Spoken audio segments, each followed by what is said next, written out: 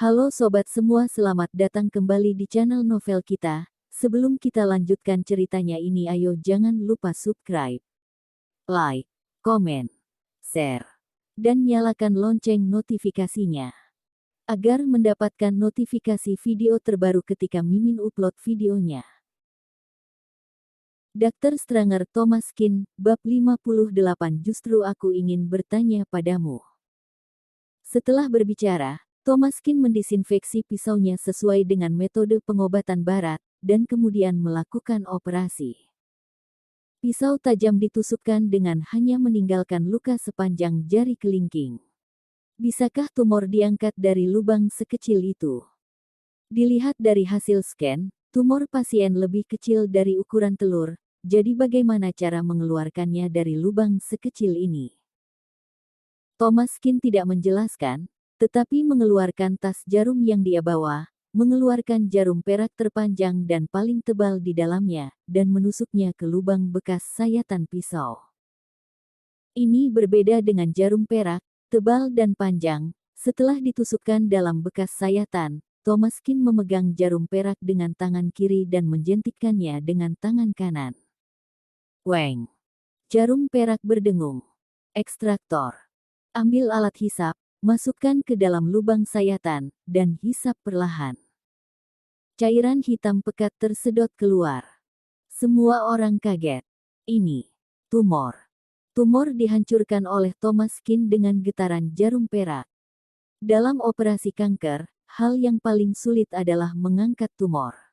Tumor tersebut menempel pada banyak jaringan dan pembuluh darah. Begitu tangan gemetar, maka mudah menimbulkan perdarahan atau menyebabkan tumor menyebar, atau bahkan mengancam nyawa. Apalagi begitu tumornya pecah, maka akan mudah menyebar. Yang paling ditakutkan adalah jika kanker menyebar, sehingga hanya sedikit orang yang berani memecahkan tumor di dalam tubuh. Tapi tangan Thomas Kin benar-benar terlalu stabil. Menghancurkan tumor dengan jarum perak, dan menyedotnya dengan alat hisap, sehingga tidak akan melukai organ dalam pasien sama sekali, apalagi mengancam nyawa. Tidak heran Tuan Kin begitu percaya diri, ternyata dia menggunakan metode ini. Tabib dewa, sungguh seorang tabib dewa. Sebaliknya, rencana perawatan mereka yang berisiko terlalu tidak berguna bila dibandingkan dengan Master Kin. Mereka seperti siswa sekolah dasar yang baru saja mulai belajar. Setelah mengeluarkan semua tumornya, Thomas Kin berkata, "Sisanya adalah jahitan dan desinfeksi. Kalian yang lakukan." Baik. Awalnya, Thomas Kin akan membiarkan Vivin Lin melakukan pekerjaan ini, tetapi tidak tahu mengapa Vivin Lin tidak datang, jadi menyuruh orang lain yang menanganinya. Thomas Kin keluar dari ruang operasi, hanya Weston Meng yang ada di luar. "Kakak seperguruan junior, gimana?" Meskipun memiliki kepercayaan pada Thomas Kin, tetap saja sedikit gugup. Thomas Kin menyekat tangannya dan berkata, "Tuan Besar baik-baik saja, tumornya telah diangkat, nanti aku tulis resep untuk penyembuhan, perhatikan kebiasaan hidup, kelak tidak akan terjangkit lagi." Weston Meng tampak gembira, "Terima kasih kakak seperguruan junior. Kamu luar biasa." Meskipun tahu Thomas Kin pasti mendapatkan ilmu sejati guru, dia masih terkesima ketika melihatnya dengan mata kepala sendiri. Penyakit yang sudah divonis mati, dapat diselesaikan kakak seperguruan junior dengan lancar. Ini yang namanya tabib dewa. Sama-sama, aku kebetulan punya permintaan. Kakak seperguruan junior mengatakan ini di luar kebiasaan.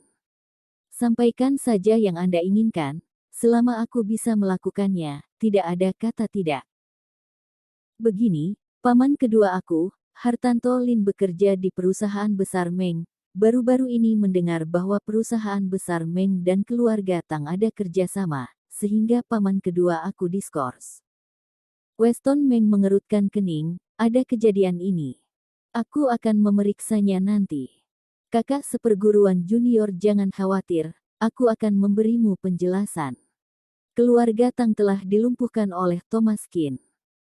Meskipun Julius Tang belum diberi pelajaran oleh Thomas Kin, mereka tidak akan bertahan lama. Ternyata masih ada orang di perusahaan mereka yang mencoba menjilat pada keluarga Tang. Benar-benar tidak ingin hidup.